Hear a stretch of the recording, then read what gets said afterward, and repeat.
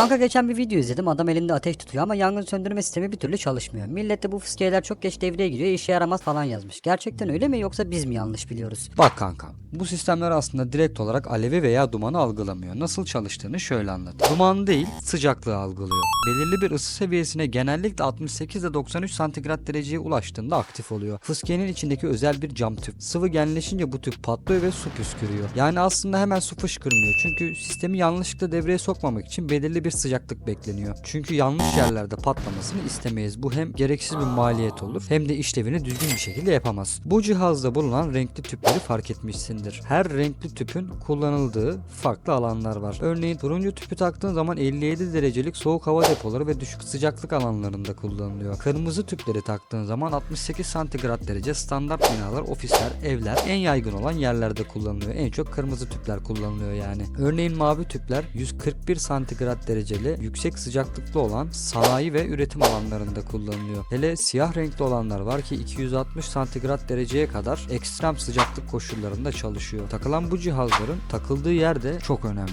En verimli ve optimum şekilde çalışmasını istiyoruz. Yani her yerde aynı cihaz kullanılmaz. Örneklendirdiğimiz gibi sektör bazlı veya mahal bazlı mühendisliği yapılarak gerekli konfigürasyon yapılır ve bu sayede en optimum verim için uygun olan hangisi ise o devreye koyulur. İyi de kanka, yangın başladıktan sonra o sıcaklıklara ulaşana kadar yangın büyür ve çok zaman geçmez mi? İşin zaten en şaşırtıcı kısmı da burası. Yangının türüne, ortamın havalandırılmasına ve yanıcı maddelere bağlı olarak ısı çok değişken hızlarla yükselebilir. Yani tahmin edebileceğimizden çok daha hızlı başlar aslında yangın. Daha doğrusu başlar demeyeyim, başlar ve hızlanır diyeyim. Şimdi birlikte gel en basit yangında yaşanacak bir senaryoya bakalım. Yangının ilk 30 saniyesinde küçük bir kıvılcımla başlayan yangın 30 saniye içinde alevlere teslim olabilir. 1 dakika içinde yaklaşık sıcaklık 200 ile 300 santigrat dereceye kadar çıkabilir. 3-5 dakika içinde ise artık kontrol edilemeyecek bir noktaya gelebilir. Yani sıcaklıklar 600 derece ile 1000 derece arasında değişkenlik gösterebilir. Yangın başladıktan 3 dakika sonra odada hayatta kalmak neredeyse imkansız hale gelir. Örnek vermek gerekirse kağıt ve ahşap türevi yangınlarda 1-2 dakika içinde 500 santigrat dereceye, elektrik yangınlarında hızlı yanmaz bunlar ama yüksek ısı üretir. Kablo ve plastikler yandığında toksik gazlar aşağı çıkar. Benzin veya alkol bazlı yangınlarda neredeyse anında 800 ila 1000 derecelik sıcaklıklara ulaşılabilir. Kontrol edilmesi en zor yangındır kendisi. Yangının devasa noktaya geldiği o zaman aralığına gelelim.